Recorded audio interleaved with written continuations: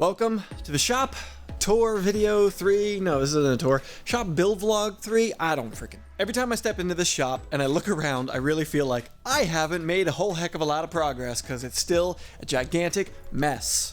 But the reality of the situation is we've actually made a fair amount of progress in here. There's a lot going on. Most of the progress I think has probably been on the other side of the shop, and I will show you that. But we also have SEMA 2021 coming up next week, so I don't know how much more I'm going to get done before we got to get out of here. Let's get into this video.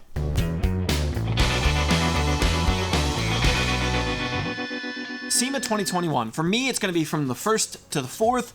The show actually opens on the 2nd, but media, we get a little early access to some things of the event, so we're going to take advantage of that while we can, especially with the reduced number of people. We're not doing the full week this time around because people. The whole situation with the human malware and all that. I got extremely ill, some of you may remember, in 2019 from SEMA. I cannot risk that again, so we're going to take it with quite a bit of caution on our end this year, and so that's how we're handling it. I'm still going to try and do as much coverage as I can, but I know it's not going to be as much as, say, 2019 or 2018 coverage was. If nothing else, some of the brands that I would normally like to or would choose to work with are just not going to be there. I know Gear Wrench is not attending, Trick Tools is not attending, American Auto Wire. Some of these brands that are key to my industry are not going to be there. So I'm going to be expanding and looking for new opportunities and new companies to talk to and meet with. If any of you happen to be out there, feel free to hit me up. Let's set up some meetings and some times. I've already got a couple of things on the schedule, but I could always use more. As with years in the past, if there are any projects or companies or something you know are going to be at SEMA that you really want to see highlighted, please let me know and I will be happy to cover them. Let me know in the comments down below if you're aware of any of that stuff. Now let's talk about the shop. There is a big issue that I kind of have in this space, and that is actually the space itself. I need to cut it up. Behind me over here is the Mandic Really set, the 3D printing stations and the set that I'm going to be filming that type of content in front of. The HotRodHippie side of things has metal dust flying around, wood dust from hammer forms.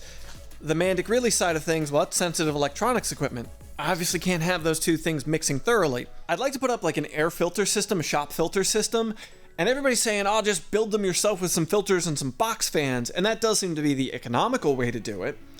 But the information that's out there as far as, oh, well, these are so much better than the commercial ones, is very lacking in my mind. There are videos with hundreds of thousands of views saying that, well, this is superior, but they don't actually test it. They just point to some studies that, as far as I can tell, were put on by like the filter companies. Like, it's questionable information in my mind. But then also, I want a curtain or something to physically separate these spaces. Now, unfortunately, I ended up having to put the AC and the heat on this wall, so it has to blow across the entire shop. So there's going to be some limitation there. But I kind of figure, you know, if the printers are running overnight and whatever, I'll be able to open the curtain because I won't be in here grinding anyway at that point. I just can't come up with what a good curtain is going to be in here. I think maybe like a piece of unistrut all the way along the ceiling there, but I can then put some like pulleys that ride inside of it and run a curtain across. But like, what curtain material? Clear plastic seems to make the most sense, so I can get the light transmission through the entire space. I don't know. Does anybody have any input on this, on that subject? Something I could use to separate the space that's not going to look hideous, take up a ton of room itself when it's bundled away in the corner, so I can maximize this space? Because that's the other fun thing. Like, this is still our garage in the city of Philadelphia, which once in a while we would like to be able to use. In fact, we're going away to SEMA, as I said. I need to clear this space out so that we can park our cars in here while we're out of town, so they're nice, safe, secure, and off of the street. I got a lot ahead of me in the next couple of days. Gladly take any input that anybody might happen to have for me on what I can do as far as both dust systems and also a way of separating out the space. Let me show you now what we've gotten done as of late in here. In the last video, I told you folks I was putting up this pegboard over here, and I used that to organize some AN fittings up on the wall. I didn't realize quite as much inventory of AN fittings as I had. This isn't even like leftover pieces from previous projects or anything. This is just the inventory of fittings I had squirreled away in boxes from years ago. And yeah, it's a heck of a lot more than I thought it was. Anybody need a project plumbed, especially in Dash 8? I've got so much Dash 8 here.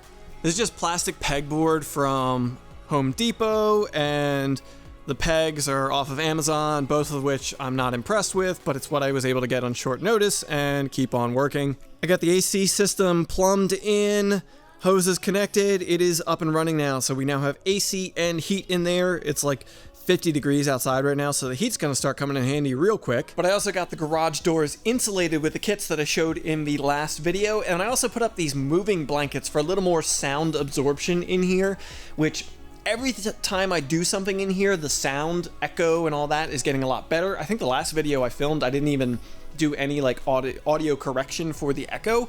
Reverb. It just worked fine. So that's a great start to this whole process. But yeah, it's like 50 some degrees outside right now. The insulation on like this is working really well. I also resealed around the outside of the door with new seals, put a new seal strip along the bottom, just trying to keep this place sealed up nice, tight, and weather tight. About the only problem we've really had is this door over here. When we moved in, one of the cables was missing and the other one was broken. I called out a garage door company to fix it this week and got highway robbed. So I'm gonna be fighting with them on that, but I was really not pleased. Asked for an estimate, was given what I felt was a fair number. They came out and was over 2.5 times as much as that when they were all said and done. And they didn't do more work than what I had asked for in my original estimate, so whatever, I'll be dealing with them on that. The Mandic Really side of things over here is coming together. This is where I've probably made the most progress, as I've said. I've got most of my 3D printers set up over here. I'm working on a new workbench that's going to be like the main filming area and project area for this side of the shop. So if you're not already subscribed, get subscribed. I've got 3D printer reviews, some custom projects, maker projects coming on that channel in the near future, and some other companies possibly getting on board so we can do some fun stuff. I also got a couple more butcher blocks leaned up back there. These butcher blocks are my favorite freaking way to make a solid desk on a budget. They're not free or, you know, IKEA cheap, but like this 6 foot by 39 inch one, which I then cut down to 30 inches, was like $300. And then those back there are 8 foot ones that I cut down to 6 foot each. So now I've got a couple of cutoffs, and those are a little under $300. For a 6 foot solid wood table that you can really make a nice desk out of without a lot of like additional structure to it or anything, I think they're really worth it. This workbench that I'm doing for the Mandic Really side, that's actually a standing electric desk, so I'll be able to adjust the height of it for filming purposes. I think it's really gonna work out well on this side of things. You can really get those standing electric desks pretty affordably off of Amazon right now. I think we have 4 of them in the house now, and they cost less than like one of what they would have cost a couple of years ago, so can't argue with that. Other thing that I did since the last video is I put up another shelving unit over here because all the blow molded cases and bigger boxes I had were just taking up way too much room. They were sitting on the floor, not ideal, and that's really gonna help me with some organization. It's kind of a mess at the moment, but it's definitely getting there and helping me to organize things a little bit better in this space. I'm happy with that. And the other big thing I did is I got internet out here. There's a security camera up there, a Wi-Fi router. I had to run conduit from the basement through this block wall, through a crawl space, up the wall, across to get some network cable out here so I could have a really solid network connection.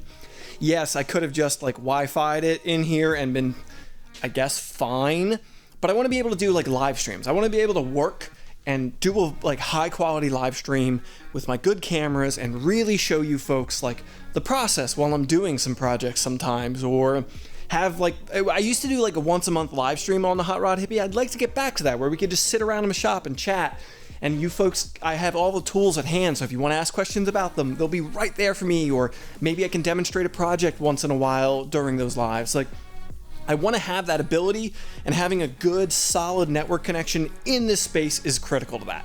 I think that's going to be it for this one. Remember, folks, head down to the comments. Let me know what you're thinking as far as SEMA 2021. Maybe some dust collection system in this space, as well as maybe a separator curtain kind of thing in here. If you have any input on any of that stuff, let me know in the comments down below. Thank you, folks, for being here. I always appreciate it. Drop the video a like if you found it interesting. Head to the comments and get subscribed to keep up to date with all the HotRodHippie content. And hopefully I will see you folks for SEMA 2021 next week.